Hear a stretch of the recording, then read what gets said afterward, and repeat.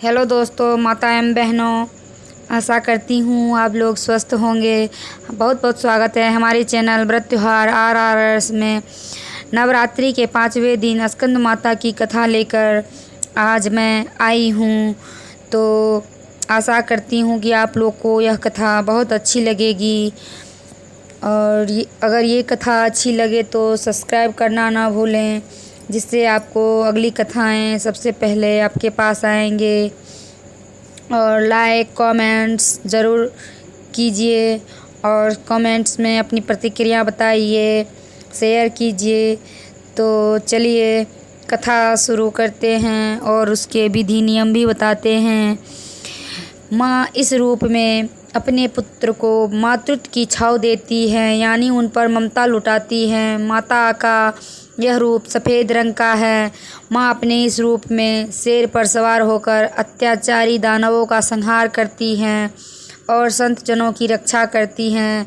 माँ के 5वें स्वरूप की पूजा का महत्व स्कंद माता की 4 भुजाएं हैं।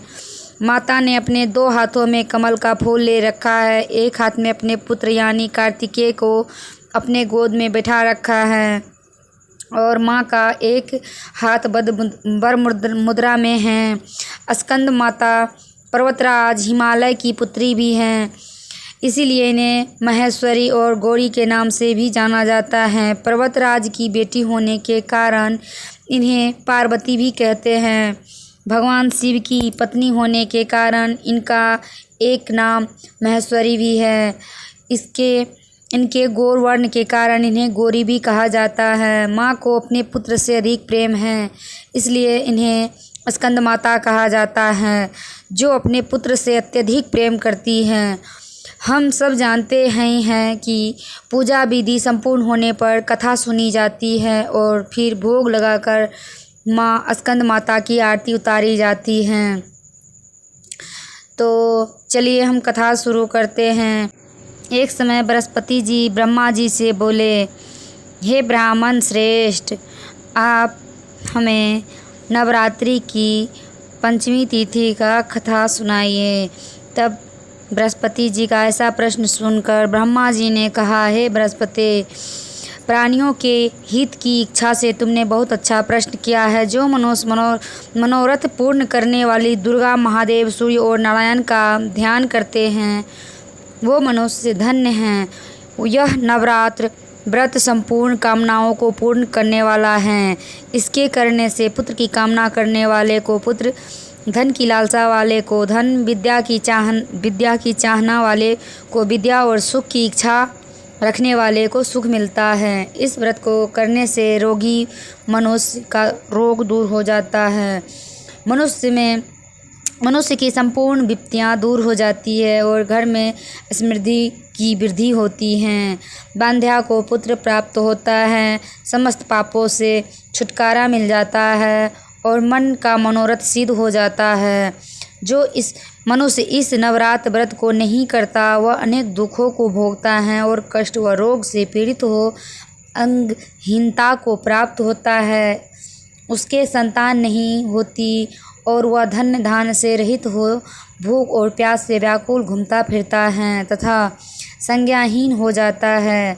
जो सधवा स्त्री इस व्रत को नहीं करती, वह पति सुख से वंचित हो नाना दुखों को भोगती है। यदि व्रत करने वाला मनुष्य सारे दिन का उपवास न कर सके तो एक समय भोजन करे और 10 दिन बांधवों सहित नवरात्र व्रत की कथा का श्रवण करे। हे बृहस्पति, जिसने पहले इस महाव्रत को किया है, वह कथा मैं तुम्हें सुनाता हूँ, तुम सावधान होकर सुनो। इस प्रकार ब्रह्मा जी का वचन सुनकर बृहस्पति जी बोले, हे ब्राह्मण, मनुष्यों का कल्याण करने वाले इस व्रत के इतिहास को मेरे लिए कहो, मैं सावधान होकर सुन रहा हूँ, आपकी शरण में हूँ। ब्रह्मा जी बोले, प्राचीन काल में मनोहर नगर में पीठत नाम का एक अनाथ ब्राह्मण रहता था। वह भगवती दुर्गा का भक्त था। उनके संपूर्ण सद्गुणों से युक्त सुमति नाम की एक अत्यंत सुंदरी कन्या उत्पन्न हुई। वह कन्या सुमति अपने पिता के घर बाल्यकाल में अपनी सहेली के साथ क्रीड़ा करती हुई इस प्रकार बढ़ने लगी जैसे शुक्ल पक्ष में चंद्रमा की कला बढ़ती है। उसका पिता प्रतिदिन जब दुर्गा की पूजा करके होम किया करता, वह उस समय नियम से वहाँ उपस्थित रहती। एक दिन सुमति अपनी सखियों के साथ खेल में लग गई और भगवती के पूजन में उपस्थित नहीं हुई। उनके पिता को पुत्री की ऐसी असावधानी देखकर क्रोध आया और वह पुत्री से कहने लगा, अरे दुष्ट पुत्री, आज तूने भगवती का पूजन नहीं किया, इस कारण मैं किसी कुष्ठ रोगी या दरिद्र मनुष्य के साथ तेरी विवाह करूँगा। पिता का ऐसा वचन सुन सुमति को बड़ा दुख हुआ और पिता से कहने लगी, हे पिता, मैं आपकी कन्या हूँ तथा सब तरह आपके अधीन हूँ। जैसी आपकी इच्छा हो वैसा ही करो। राजा से, कुष्ठी से, दरिद्र से अथवा जिसके साथ चाहो मेरा विवाह कर दो, पर होगा वही जो मेरे भाग में लिखा है। मेरा तो अटल विश्वास है, जो जैसा कर्म करता है उसको कर्मों के अनुसार वैसा ही फल प्राप्त होता है, क्योंकि कर्म करना मनुष्य के अधीन है पर फल देना ईश्वर के अधीन है। जैसे अग्नि में पड़ने से त्रिनादी उसको अधिक प्रदीप्त कर देते हैं, इस प्रकार कन्या के निर्भयता से कहे हुए वचन सुनकर उस ब्राह्मण ने क्रोधित होकर अपनी कन्या का विवाह एक कुष्ठी के साथ कर दिया और अत्यंत क्रोधित हो पुत्री से कहने लगा, हे पुत्री, अपने कर्म का फल भोगो। देख भाग्य के भरोसे रहकर क्या करती हो। पिता के ऐसे कटु वचन सुनकर सुमति मन में विचार करने लगी, अहो, मेरा भाग बड़ा दुर्भाग्य है जिससे मुझे ऐसा पति मिला। इस तरह अपने दुख का विचार करती हुई वह कन्या अपने पति के साथ वन में चली गई और डरावने कुशायुक्त उस निर्जन वन में उन्होंने वह रात बड़े कष्ट से व्यतीत की। उस गरीब बालिका की ऐसी दशा देख देवी भगवती ने पूर्व पुण्य के प्रभाव से प्रकट हो सुमति से कहा, हे दीन ब्राह्मणी, मैं तुझसे प्रसन्न हूँ, तुम जो चाहो सो वरदान मांग सकती हो। भगवती दुर्गा का यह वचन सुन ब्राह्मणी ने कहा, आप कौन है, वह सब मुझसे कहो। ब्राह्मणी का ऐसा वचन सुन देवी ने कहा कि मैं आदिशक्ति भगवती हूँ और मैं ही ब्रह्मा विद्या व सरस्वती हूँ। प्रसन्न होने पर मैं प्राणियों का दुख दूर कर उनको सुख प्रदान करती हूँ। हे ब्राह्मणी, मैं तुझ पर तेरे पूर्व जन्म के पुण्य के प्रभाव से प्रसन्न हूँ। तुम्हारे पूर्व जन्म का वृत्तांत सुनाती हूँ, सुनो। तुम पूर्व जन्म में निषाद भील की पत्नी स्त्री थी और अति पतिव्रता थी। एक दिन तेरे पति निषाद ने चोरी की। चोरी करने के कारण तुम दोनों को सिपाहियों ने पकड़ लिया और ले जाकर जेल खाने में कैद कर दिया। उन लोगों ने तुझको और तेरे पति को भोजन भी नहीं दिया। इस प्रकार नवरात्र के दिनों में तुमने न तो कुछ खाया और न जल पिया। इस प्रकार 9 दिन तक नवरात्र का व्रत हो गया। हे ब्राह्मणी, उन दिनों में जो व्रत हुआ, इस व्रत के प्रभाव से प्रसन्न होकर मैं तुझे मनोवांछित वर देती हूँ। तुम्हारी जो इच्छा हो सो मांगो। इस प्रकार दुर्गा के वचन सुन ब्राह्मणी बोली, अगर आप मुझ पर प्रसन्न हैं तो हे दुर्गे, मैं आपको प्रणाम करती हूँ। कृपा करके मेरे पति की कोढ़ दूर करो। देवी ने कहा, उन दिनों तुमने जो व्रत किया था उस व्रत का 1 दिन का पुण्य पति को कोढ़ दूर करने के लिए अर्पण करो। उस पुण्य के प्रभाव से तेरा पति कोढ़ से मुक्त हो जाएगा। ब्रह्मा जी बोले। इस प्रकार देवी के वचन सुन वह ब्राह्मणी बहुत प्रसन्न हुई और पति को निरोग करने की इच्छा से जब उसने तथास्तु ठीक है ऐसा वचन कहा, तब उसके पति का शरीर भगवती दुर्गा की कृपा से कुष्ठ रोग से रहित हो अति कांतिवान हो गया। वह ब्राह्मणी पति को मनोहर देह को देखकर देवी की स्तुति करने लगी, हे दुर्गे, आप दुर्गति को दूर करने वाली, तीनों लोकों का संताप हरने वाली, समस्त दुखों को दूर करने वाली, रोगी मनुष्य को निरोग करने वाली, प्रसन्न हो मनोवांछित वर देने वाली और दुष्टों का नाश करने वाली जगत की माता हो। हे अम्बे, मुझ निरपराध अबला को मेरे पिता ने कुष्ठी मनुष्य के साथ विवाह कर दी, घर से निकाल दिया। पिता से तिरस्कृत निर्जन वन में विचार करी आपने मेरा इस विपदा से उद्धार किया है। हे देवी, आपको प्रणाम करती हूँ, मेरी रक्षा करो। ब्रह्मा जी बोले, हे बृहस्पति, उस ब्राह्मणी की ऐसी स्तुति सुन देवी बहुत प्रसन्न हुई और ब्राह्मणी से कहा, हे ब्राह्मणी, तेरे उदयलय नामक अति बुद्धिमान, धनवान, कीर्तिवान और जितेंद्रिय पुत्र शीघ्र उत्पन्न होगा। ऐसा वर प्रदान कर देवी ने ब्राह्मणी से फिर कहा कि हे ब्राह्मणी, और जो कुछ तेरे इच्छा हो वह मांग ले। भगवती दुर्गा का ऐसा वचन सुन सुमति ने कहा कि हे भगवती दुर्गे, अगर आप मुझ पर प्रसन्न हैं तो कृपा कर मुझे नवरात्र व्रत की विधि और उसके फल का विस्तार से वर्णन करें।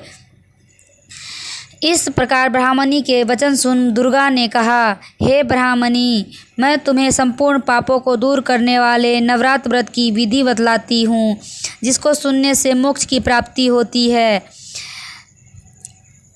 प्रतिदिन से लेकर 9 दिन तक विधि पूर्वक व्रत करे। यदि दिन भर का व्रत न कर सके तो एक समय भोजन करे। विद्वान ब्राह्मणों से पूछकर घट स्थापना करे और वाटिका बनाकर उसको प्रतिदिन जल से सींचे। महाकाली, महालक्ष्मी और महासरस्वती देवी की मूर्तियाँ स्थापित कर उनकी नित्य विधि सहित पूजा करे और पुष्पों से विधि पूर्वक अर्घ्य दे। बिजोड़ा के फल से अर्घ्य देने से रूप की प्राप्ति होती है। जयफल से अर्घ्य देने से कीर्ति, दाक से अर्घ्य देने से कार्य की सिद्धि होती है। आंवले के अर्घ्य देने से सुख की प्राप्ति और केले से अर्घ्य देने से आभूषणों की प्राप्ति होती है। इस प्रकार पुष्पों और फलों से अर्घ्य देकर व्रत समाप्त होने पर 9वें दिन यथाविधि हवन करे। खंड, घी, गेहूँ, शहद, जौ, तिल, बेल, नारियल, दाल और कदम आदि से हवन करे। गेहूँ से होम करने से लक्ष्मी की प्राप्ति होती है। खीर एवं चंपा के पुष्पों से धन की और बेल के पत्तों से तेज व सुख की प्राप्ति होती है। आंवले से कीर्ति की और केले से पुत्र की, कमल से राज सम्मान की और दाखों से संपदा की प्राप्ति होती है। खंड, घी, नारियल, शहद, जौ और तिल तथा फलों से होम करने से मनोवांछित वस्तु की प्राप्ति होती है। व्रत करने वाला मनुष्य इस विधि विधान से होम का आचार्य अत्यंत नम्रता के साथ प्रणाम करे और यज्ञ की सिद्धि के लिए उसे दक्षिणा दे। इस प्रकार बताई हुई विधि के अनुसार जो व्यक्ति व्रत करता है उसके सब मनोरथ सिद्ध होते हैं, इसमें तनिक भी संदेह नहीं है। इस 9 दिनों में जो कुछ दान आदि दिया जाता है उसका करोड़ों गुना फल मिलता है। नवरात्र व्रत करने से अश्वमेध यज्ञ का फल मिलता है। हे ब्राह्मणी, इस संपूर्ण कामनाओं को पूर्ण करने वाले उत्तम व्रत को तीर्थ, मंदिर अथवा घर में विधि के अनुसार करें। ब्रह्मा जी बोले, हे बृहस्पति, इस प्रकार ब्राह्मणी को व्रत की विधि और फल बताकर देवी अंतर्ध्यान हो गई। जो मनुष्य या स्त्री इस व्रत को भक्तिपूर्वक करता है वह इस लोक में सुख प्राप्त कर अंत में दुर्लभ मोक्ष को प्राप्त होता है। हे बृहस्पति, यह इस दुर्लभ व्रत का महत्व है जो मैंने तुम्हें बतलाया है। यह सुन बृहस्पति जी आनंद से प्रफुल्लित हो ब्रह्मा जी से कहने लगे कि हे ब्राह्मण, आपने मुझ पर अति कृपा की जो मुझे इस नवरात्र व्रत का महत्व सुनाया। ब्रह्मा जी बोले, हे बृहस्पति, यह देवी भगवती संपूर्ण लोकों का पालन करने वाली महादेवी के प्रभाव को कौन जान सकता है। बोलो देवी भगवती की जय। जय माता दी। और व्रत की विधि, स्नान कर मंदिर में या घर पर ही नवरात्र में दुर्गा जी का ध्यान करके कथा करनी चाहिए। कन्याओं के लिए यह व्रत विशेष लाभदायक है। श्री जगदम्बा की कृपा से सब विघ्न दूर हो जाते हैं तथा सुख समृद्धि की प्राप्ति होती है। और अंत में यह थी हमारी आज की कथा। ये कथा कैसी लगी ये कमेंट्स में ज़रूर बताएं। सब्सक्राइब करना ना भूलें। और ये थी हमारी आज की व्रत कथा। ध्यान से सुनने के लिए धन्यवाद। प्रेम से बोलो जय माता दी, जय माता दी।